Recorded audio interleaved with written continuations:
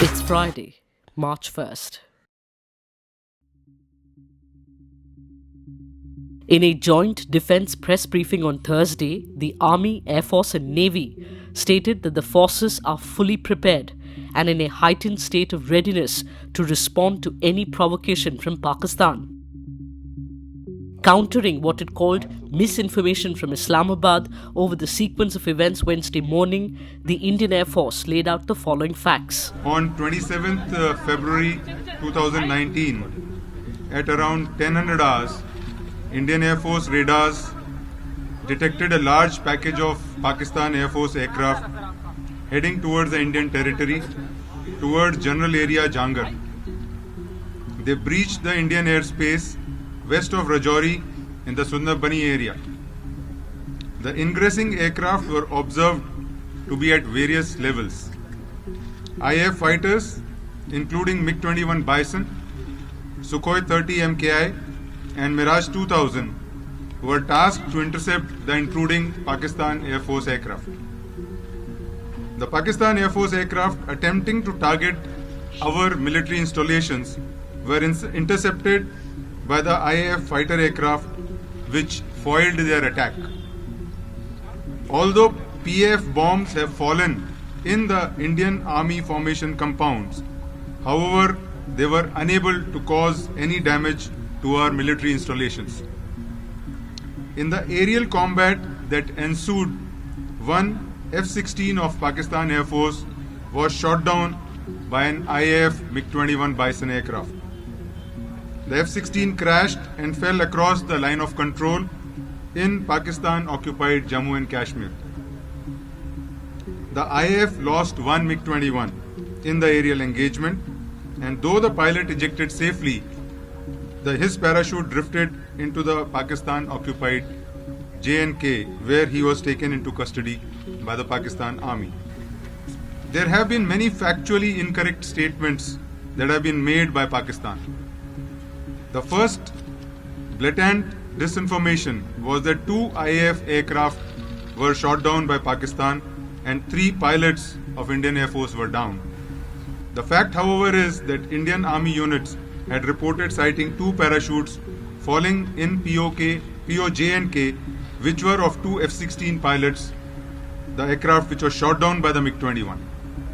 Pakistan later in the evening changed its statement to say that 1 Indian pilot was in their custody. Secondly, Pakistan claimed that they intentionally dropped weapons in open space where there was no human presence or military posts. The fact is that Pakistan Air Force aircraft targeted military installations. However, they were intercepted by IAF fighter aircraft, which thwarted their plans. Pakistan also stated that no F-16s were used in the operation and no Pakistani plane was downed by Indian Air Force. There is enough evidence to show that F-16s were used in this mission through the electronic signatures, and thereafter the Pakistan is trying to hide this fact. What you are going to see today as a piece of evidence, which is a part of a AMRAAM air-to-air missile.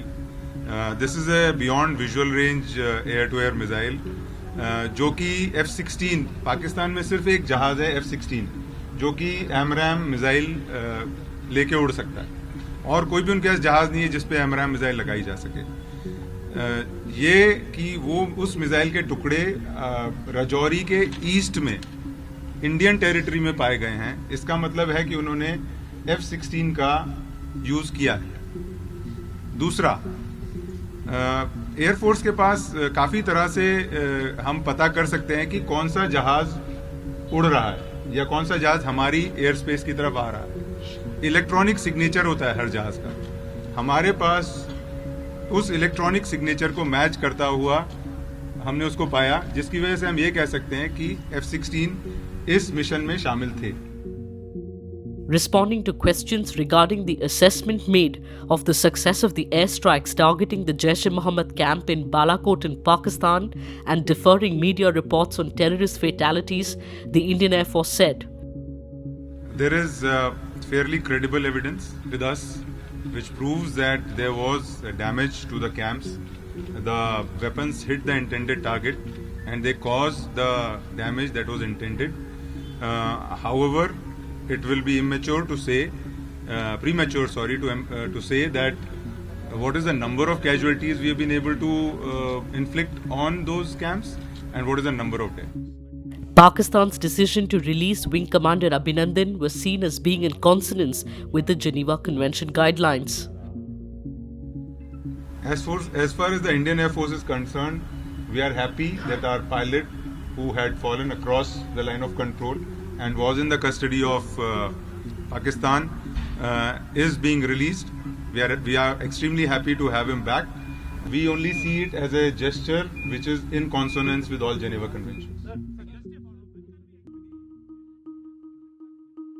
Indian Air Force officer Wing Commander Abhinandan Vardhaman is coming home today. Pakistan on Thursday announced Islamabad will release the pilot in its custody as a peace gesture. Hindustan का pilot हमने पकड़ा हुआ है. हम as a piece gesture हम उसको कल रिहा करने लगे हैं हिंदुस्तान को वापस. Earlier, Indian government sources had said they would not seek consular access to the Indian Air Force pilot and reiterated there would be no deal with Pakistan. An indication, though, that a resolution of sorts is being worked upon came from US President Donald Trump, who Thursday morning said, We have, I think, reasonably attractive news from Pakistan and India. They've been going at it, and we've been involved in trying to have them stop. And we have some reasonably decent news. I think hopefully that's going to be coming to an end. It's been going on for a long time. Meanwhile, in the clearest account yet on how Wing Commander Abhinandan Vardhaman came to be captured by Pakistani forces, Dawn, a respected news daily published in that country, reported that when the Indian Air Force officer realized he was on the other side of the line of control, he fired in the air and ran about half a kilometer, trying to get some distance between him and the locals. He then jumped into a small pond where he took out some documents and maps from his pockets, some of which he tried to swallow and soaked the others in water, the report states. Wing Commander Abhinandan's conduct, as described in the report, ties in with the composure and professionalism he exhibited in the video the Pakistani establishment released on Wednesday. The officer in that video can be seen responding in a calm, collected and professional manner. In answer to two questions, what aircraft he was flying and what mission he was on, Wing Commander Abhinandan can be heard calmly saying, I'm sorry, Major. I'm not supposed to tell you this. Wing Commander Abhinandan is the son of decorated Indian Air Force veteran Air Marshal S. Vardhaman. India had on Wednesday denounced the, quote, vulgar display of an injured personnel of the Indian Air Force in violation of all norms of international humanitarian law and the Geneva Convention. In a statement that displays political opportunism at the very least, former Karnataka Chief Minister B.S. Yediyurappa said the airstrikes carried out in Balakot, Pakistan will help the BJP win more than 22 seats in the state in the Lok Sabha elections scheduled for this summer. Yediyurappa said the wind was, quote, increasingly blowing in favour of the BJP and that the airstrikes have led to a pro-Modi wave in the country. The former CM was quoted as saying, I heard this morning that our forces have shot down a Pakistani aircraft. If you see people are rejoicing, Prime Minister Modi's move and they are celebrating, the impact of this strike will help BJP win more than 22 seats in the state. Karnataka has 28 seats in the Lok Sabha. At present, the BJP has 16 Lok Sabha seats while the Congress has 10 and the Janata Dal Secular 2. Reacting to Yediyurappa's remarks, former Chief Minister, Congress leader Siddaramaiah tweeted, shocking and disgusting to understand the BJP's plot for votes. It is unfortunate that the BJP is calculating electoral gains even before the dust has settled. No patriot shall derive such sadistic gains over soldiers' death, only an anti-national can. What will the RSS say about this? Meeta Santra, wife of Bablu Santra, one of the CRPF jawans who lost his life in the Pulwama attack, has been relentlessly trolled on social media for her anti-war stance. The Howrah, West Bengal-based English teacher, since she first received the call about her husband's death, has maintained that war cannot solve anything, least of all avenge her husband's death. However, her position has not won favor with nationalist zealots. From being called cowardly and self-centered to comments like, she must have not loved him or else she would have a responsibility to avenge him, to, if you die in war it is still more meaningful than dying like a coward, Sandra has been heckled across social media, reported the Times of India. I think actually it was a very productive 2 days, but sometimes you have to walk. That's Donald Trump, the US president, talking about his meeting with North Korean Supreme Leader Kim Jong-un. That's also the writer of Art of the Deal, saying that the much celebrated US-North Korea deal just didn't go through. Again. Trump met Kim at Hanoi, Vietnam for a round of talks, the second since their Singapore summit last year.